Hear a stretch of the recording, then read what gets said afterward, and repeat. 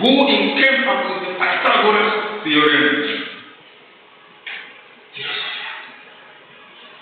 Now, when a philosopher is studying mathematics, for example, he will say, I'll not struggle looking at what's a dandaola, madam? Let's concentrate on listening. I'm not saying we don't need to. What I want is to understand. Very.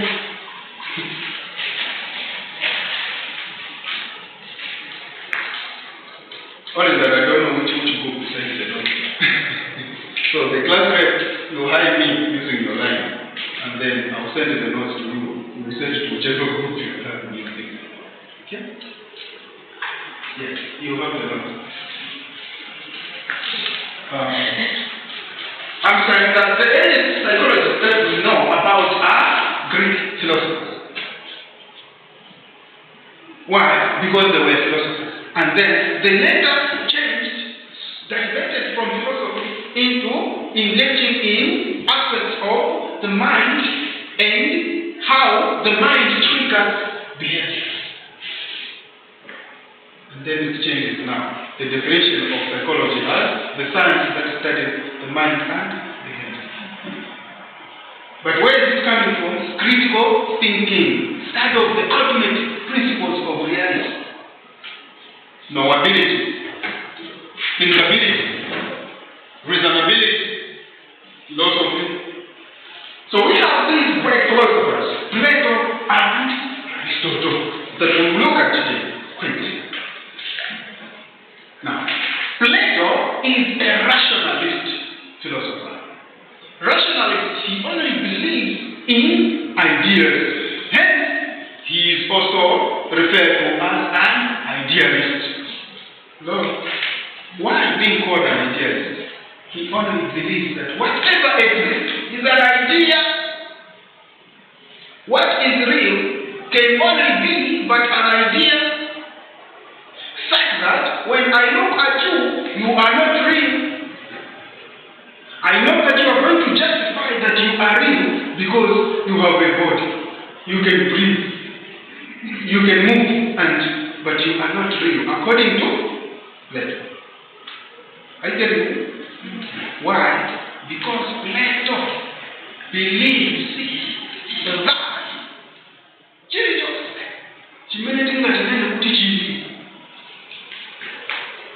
must be in form of form, or must be an idea. I know I've confused you. Yeah? Thank you. When I tell you, I know you like doing this with your top here, right? If I come there and lift a patch of hair and pull it, are you going to get hurt? No. Why? Pain. Pain, right? Now, is that which is real? Does that which is real feel pain?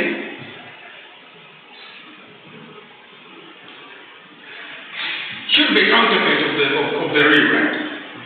If I pinch you here, you hated me. Something which is real, Plato says, that is research. Look at these different heads that I'm seeing in this class. She has her own small face. She also has her own small face. He has his own small face. And look at everyone. 2 eyes. A head with hair. 2 legs, 2 hands, 5 fingers. Why do you look similar? Are you real? No.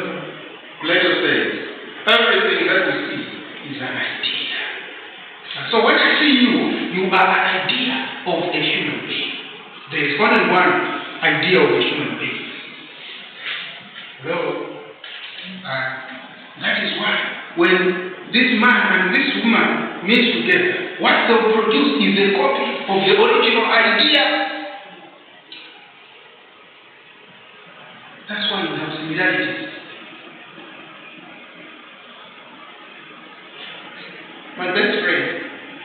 Yeah. I know it's not a coincidence. Let me simplify it. What Plato says, everything that exists is an idea, is that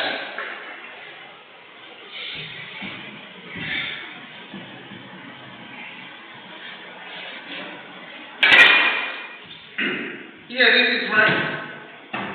Oh, okay. I'll go to this way.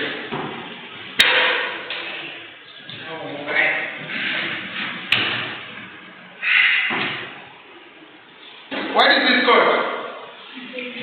Hello? It's a table, right? This is what? Huh? It's a table. Alright. Do we have any other structure of a table different from this one in the world? Yes. Examples. The round table? This one is also a table. When we are at home, we are having meals. What do we use for eating them? We have a dining table, a study table, coffee table. Okay. But the name is what?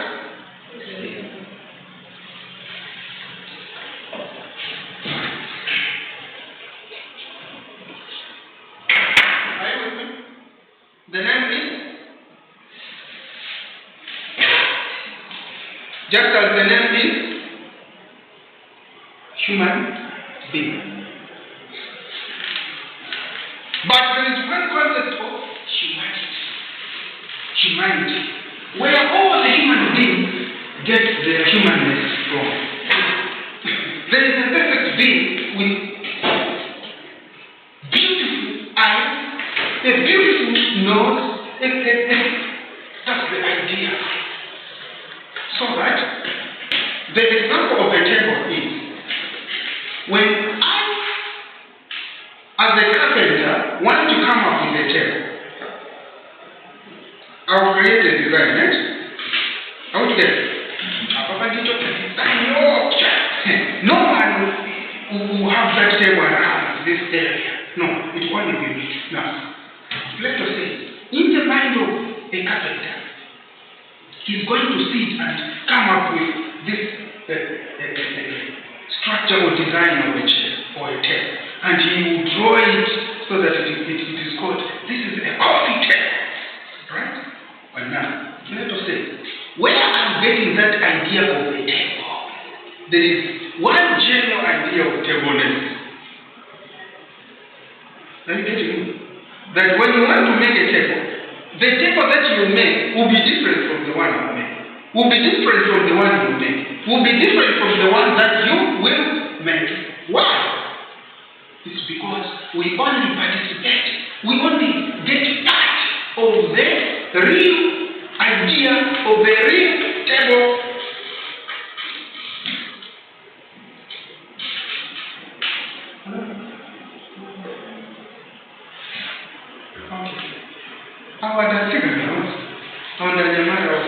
Why are they different in looks, height, and why?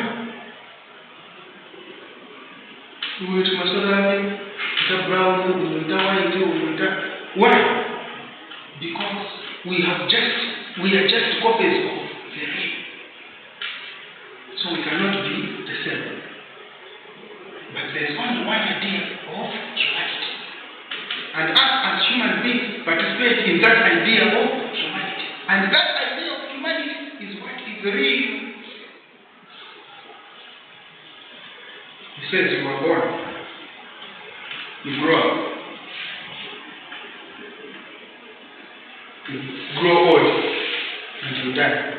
Are you with me? When a person is born, he grows up. He grows old. He dies. He goes back to the original idea. And that is why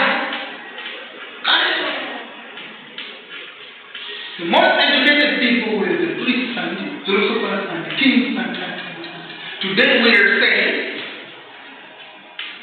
we have adopted the way philosophers used to think into different sectors of life and religions. Now, the person has died. We are saying tubi la Yohana la bona. Yohana anataka kuti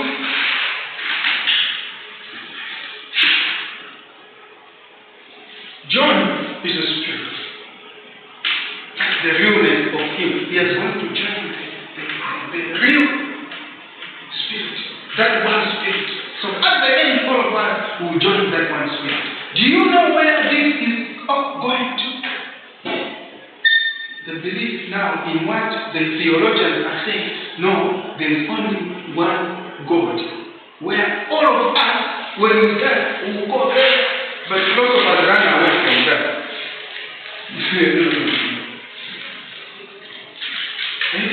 But this is what the religious people are doing, and theologians goes back to philosophy. Because of failure to explain where life is and what is life all about. What is it about?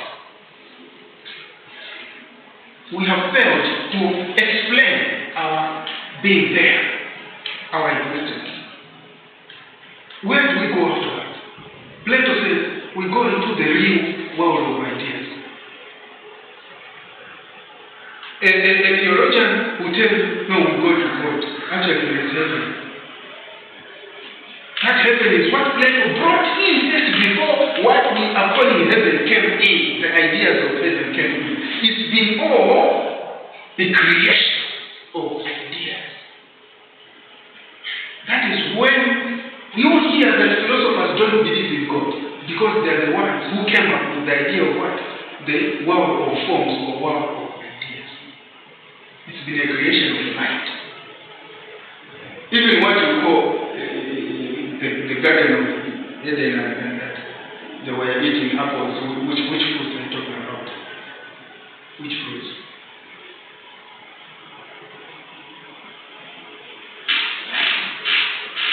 About but when you dig deep, even when you start looking at the Bible, you read this verse is talking against the other verse somewhere. No, there was no any here, but you say, where Cain went, you also found gigantic men, and there he married.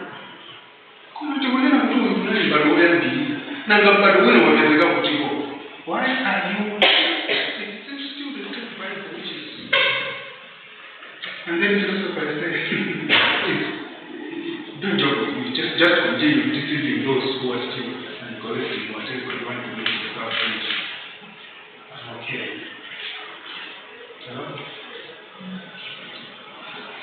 Plato and Aristotle. So Plato is an idealist. Aristotle is a realist. Plato only believes in ideas. Only the soul exists. The body is a distraction. The body has come in because it has caught it has imprisoned the spirit. That's what Plato says. The spirit in the body is an embodiment of imprisonment. And that is why sometimes the way you behave or you react, you act evilly. Because it's not you. Your spirit has been corrupted by the evil of the body. And that is why, after a period of purification, the spirit detaches itself from the corrupt body. And that separation is what we call death and beginning of new life. So the soul goes back to the original place, and the body continuously becomes the soul that it is. And this man says, you are dust, and to dust you shall return. This is philosophy being put into practice. Are you following me?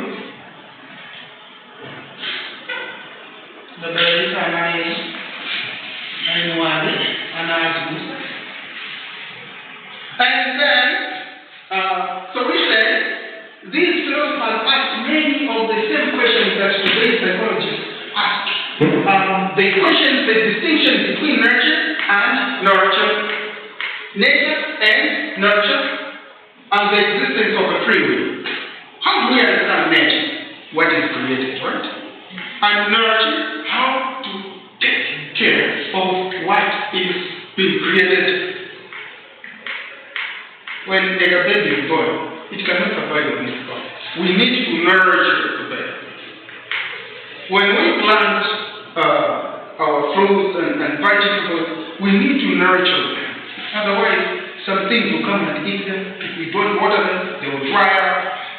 Right? Okay? So, that's the understanding of nature and nurture.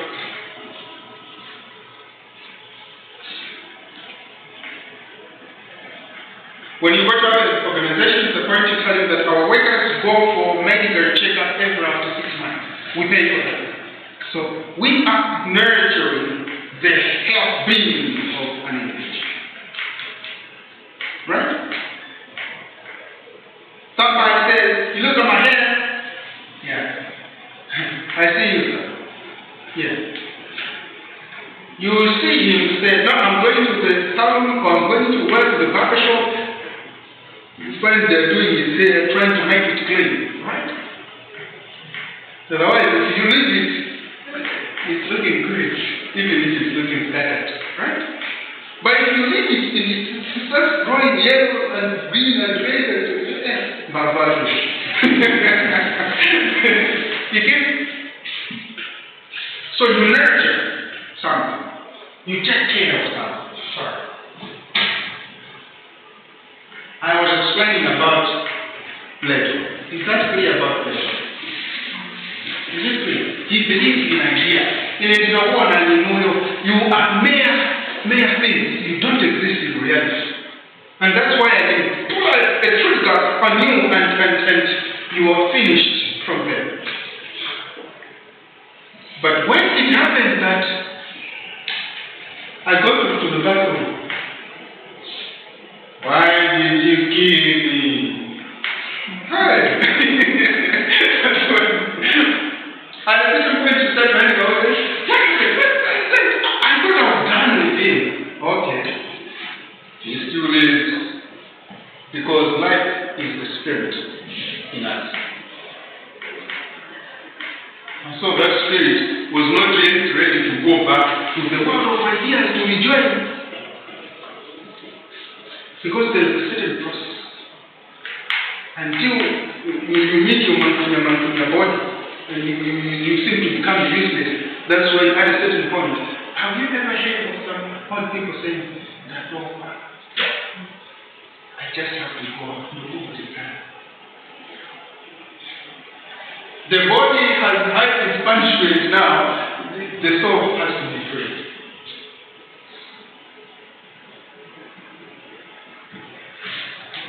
The soul has had its punishment from the body, and it is ready to go. But then, violently, they don't go according to ideas. They do not go to the world of ideas. Their souls will continue rotating around and haunting people until they are born into another body which will face the right punishment until they grow up. That's why other religions believe in what? Reincarnation. These things have got a background, guys. Serious background. Okay. And other people have ended up just dying.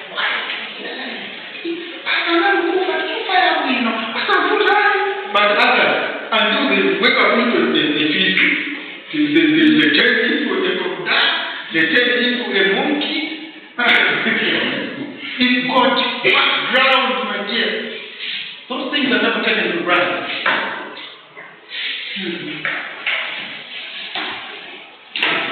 So, Plato argues on the nature side, believing that certain kinds of knowledge are innate or in God.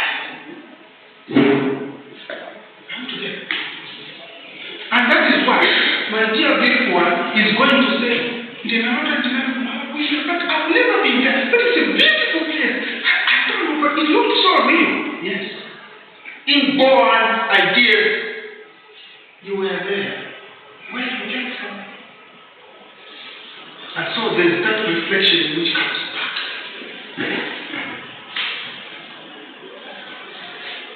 Inborn ideas. Okay? That is clear. We have innate ideas, meaning inborn. We are born with them. We come with them. Okay? You are wondering, this child is too intelligent for his age, for her age. Okay. What do you think? Where did that little one learn it from? Be careful. Ideas. Right? Whereas Aristotle was more on the nurture side. Now, Aristotle believes that both body and soul are one. They cannot exist independent of each other. That's another philosopher bringing in a counter-active philosophy of thinking. How can a madara want to know what is real, what is the soul? You can't say. What is real is both body and soul. They exist together. They come into life together. They go together. There are certain beliefs. I will always prepare the tradition. At first I gave an example to Pilato Yohane Laponapel. But in this Aristotelian philosophy, he would say, Ayohane, Agan, Agona. Are you getting that? If you attend a funeral service, be very cautious of the language used. And then you will know. It's either Platonic or Aristotelian. Okay? Alright. So I think I'm a philosopher by nature. By blood, soul, and spirit. So don't worry. That's my field. So you cannot cheat me. Alright. So we say Aristotle was more on the nature side, believing that each child is born an empty slate. A tabula rasa. You know a tabula rasa? He gives an example of a bucket that has got sand in it for water. When I kick it, the sound that will be there will be right? Because it contains something inside it. When I get a bucket which is empty, when I kick it, what will be the sound? He gives that same example, Aristotle, that every child is born an empty slate, an empty bucket, a bucket without knowledge, a human being without brain. It is up to the environment to nurture. You get that one? Now, that's where the nature is coming in. Nature side.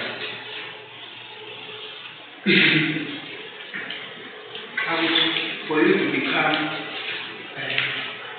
a good girl, a good boy. Let's come up with boys secondary school, girls secondary school, or co-education. There is a certain character that we are instilling in these boys and girls. To such an extent that some of us who have grown up in girls secondary schools and boys secondary schools want to interact with boys, with girls. Hey, at university level, you have a certain something which restricts you from just being open anyhow. Why?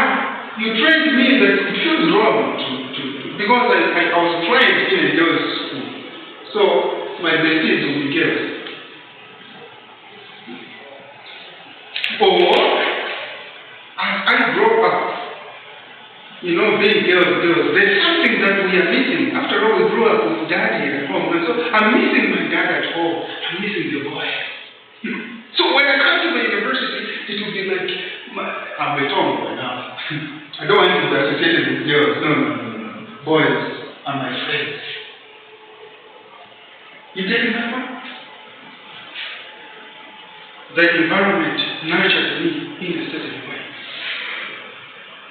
So there is a certain character that grows in me. Okay? You need to nurture the child.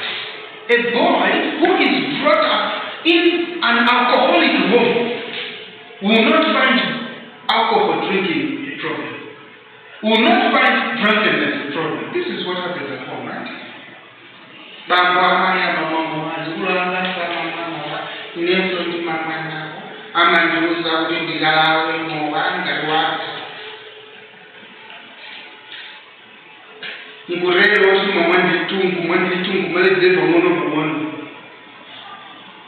And it becomes normal. And so when I go to another community, don't judge me wrongly. This is how I have been nurtured. Okay? Is that clear? Now, I will give a example. Who has a hairstyle? Nice hairstyle. Alright? And in our community, what we do, we are footballers. Okay? And so, when we are playing that, we got those styles of some hair as well, we keep hair here, so that when I'm heading the ball, I don't hit my head. You see what I'm doing? And so every boy has to keep hair here. That's how the community is. Others would, just by looking at him, as far as he knows, he's either a rapper or a footballer or something. An artist of some sort, right? A girl who has grown up with the mother who brings men, changes men in the house every day, and she's growing up like that. It's normal for her to also start bringing men. It's normal. What is it that prostitution is okay? That's how I've been raised after all. Okay? This young nigger guy working with a gun here is okay. Right? Working with a knife is normal. I'm protecting myself, yeah? This environment is dangerous. Not that I am harmful, I'm protecting myself. Nurture. Now, we have heard of nature that nurtures, right? He believes that each child is born an empty slate, and in Latin, a tabula rasa. And that knowledge is primarily acquired through learning and experience. As we move in this community, as we live, we experience that prayer is the thing that makes us, that identifies us, right? And then you see this Jehovah's Witness scale and board.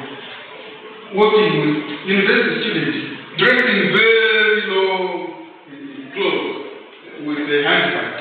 And if it's a boy, with a necktie, very big trouser, and very big shirt, and there they go. It's not. I don't care. I will stand by the roadside and share the brochures and the word of God. It's not. That's how I have been nourished. And with experience, I grow and learn. Alright.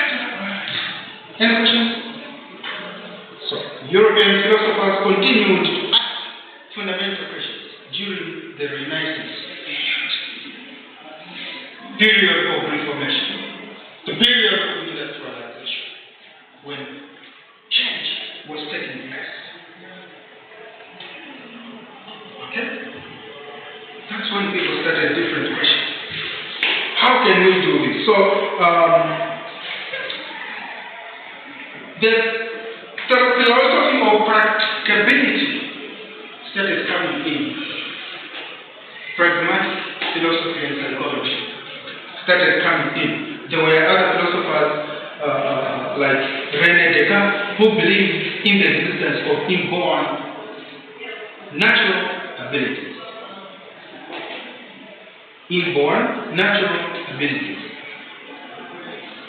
Others are saying, child is born at Ambarasa. Others are saying, like René Descartes, he's saying, there is the existence of something born natural. So René Descartes is going towards what? Idealism. Okay. We are born with natural abilities. Where do we get them from? The world of ideas. We come with that. Now, Aristotle believed that mind controls the body through the pineal gland in the brain. An idea that made some sense at the time, but was later proved incorrect. So they started studying the human being using science. Now, a scientist, as well as, are you able to see properly? No?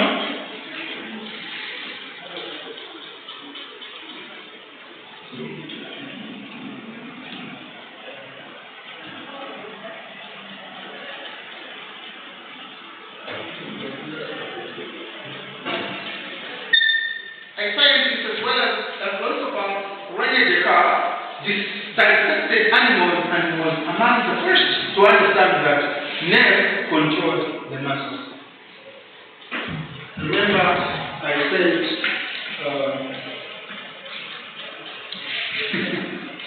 all right.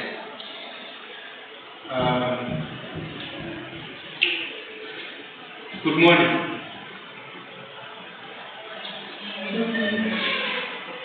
I know you're tired. And I know that we're not. But I understand because these concepts are too tiring. You need to think.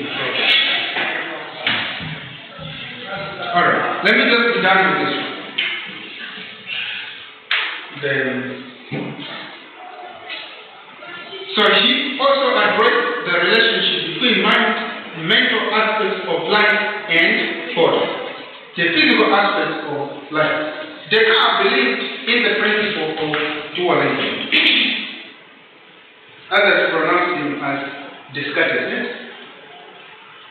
It's Descartes. Descartes. But in French it's Descartes. René, which is René Descartes. Descartes. So René Descartes. Okay? Yes. And other European philosophers, including Thomas Hobbes and Jean-Jacques Rousseau, who also weighed on these issues of studying the mind and the body aspects. Now, the fundamental problem that these philosophers faced was that they had few methods for settling their claims.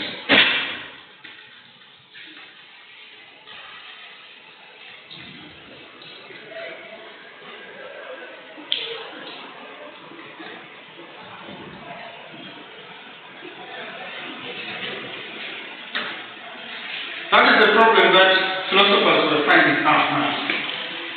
Okay? They would just argue on something, come up with points without scientific conclusions. And this is what made the psychologists now to start coming in, to go into the laboratory to do some scientific investigations on what triggers a particular behavior of a person. And so psychologists study the cause of poor judgments such as those made by some of these exhibits, the philosophers. What makes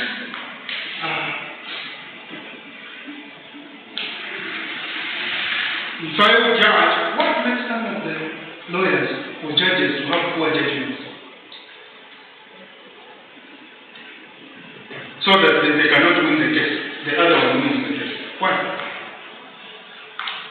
Is it a poor judgment? What causes poor judgment?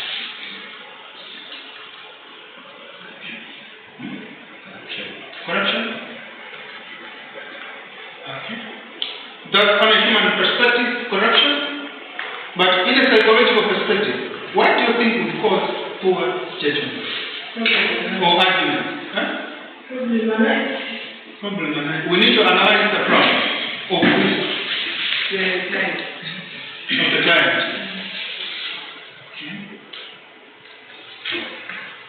Are we getting that? So the lawyer, right? Okay? Now, one of the psychologists, Wilhelm Wundt and Edward Titchener, helped create the structuralist school of psychology. Their goal was to classify the elements of sensation through introspection. What is introspection?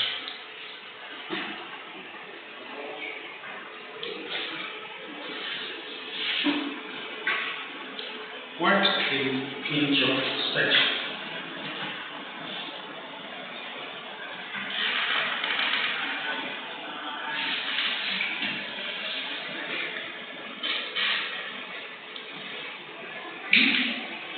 What is introspection? To enter into yourself and discover yourself, check through yourself. Okay? That's introspection.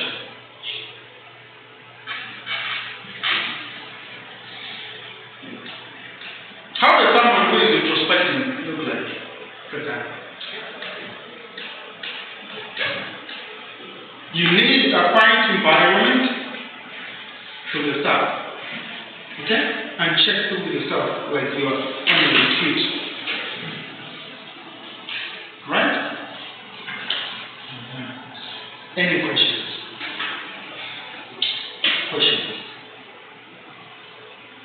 Contributions? Hey.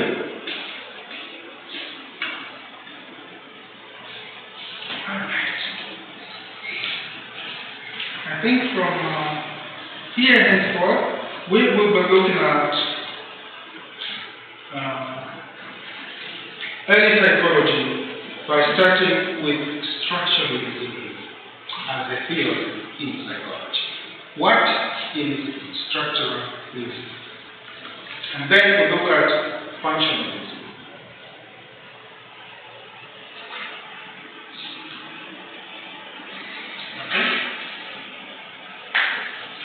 Next time that we meet, we're going to look at structuralism and functionalism.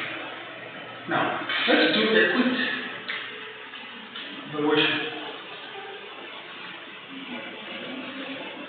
When questions are asked in your way,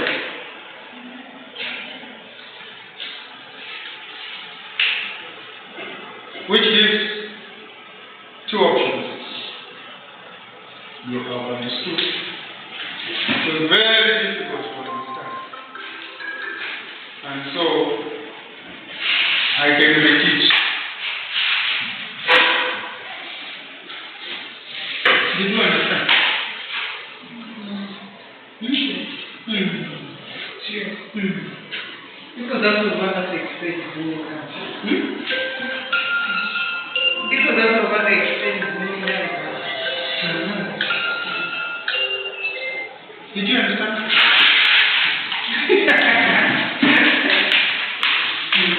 Now, I want one or two to explain what we're doing.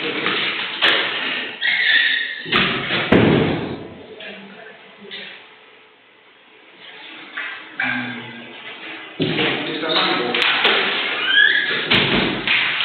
I think that we have gotten 1-2 points from here. They're saying you start. I learned that Aristotle said that a child is born black and a child learns based on experiences. And I also learned that Plato believes that everything is not real, but it's just ideas. I also learned that Plato said that in nature, you see that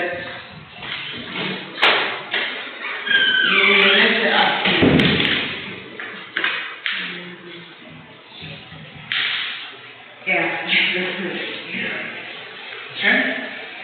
Any other? What can we say about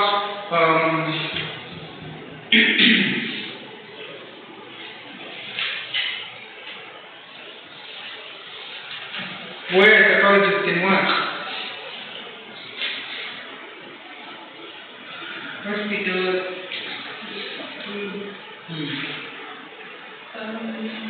Government agencies. What can a psychologist do in government agencies?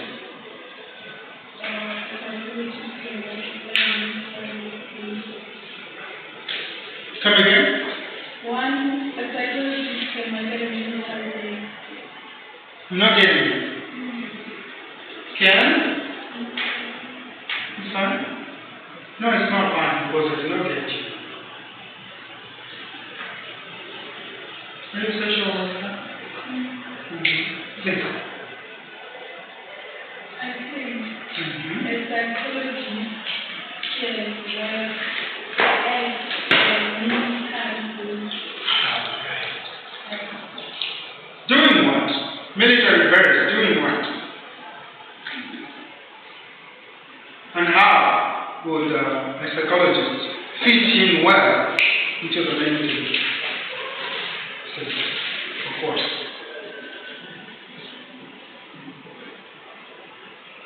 Madam, how can you work well in the military service? Of course. What services would you be providing?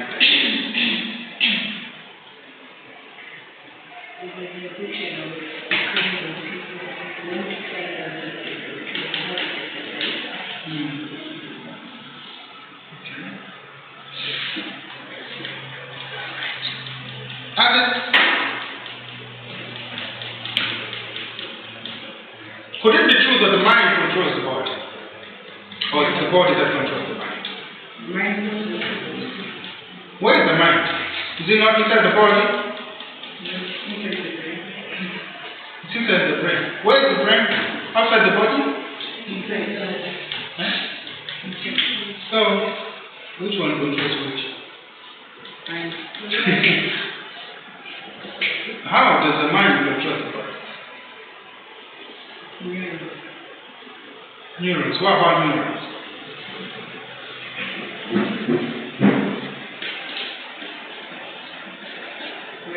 When you are thinking about something, the brain gives signals to the neurons.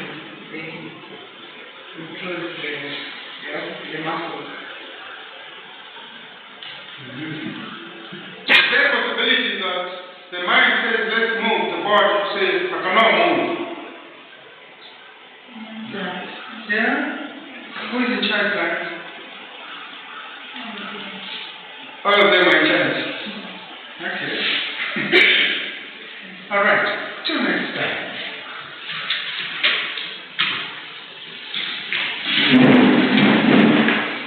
There's no rushing today. Yeah, we are growing, right?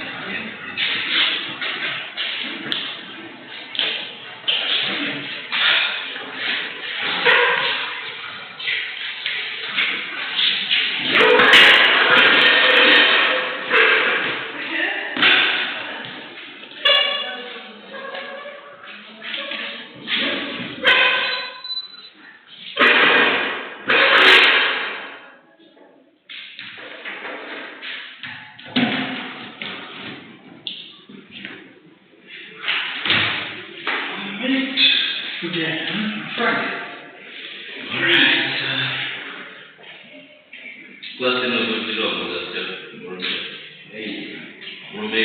Tem que ser mesmo o foundation studies. akhirnya waktu apa? Membahas mai. Ah, macamnya sang sama lah. Mana boleh kaya? Saya tak ada rumus. Really, lima ini kan? Lima. Dia yang mawan itu kelas ni juga. Ini story ni. Mana boleh? Ya, sesuai. Yang ni. Itu ini tu kita kan dah pun mana pun dia pun pun dah tu ya dah jadi hobi ini ada orang dia tu meni kayak dia ni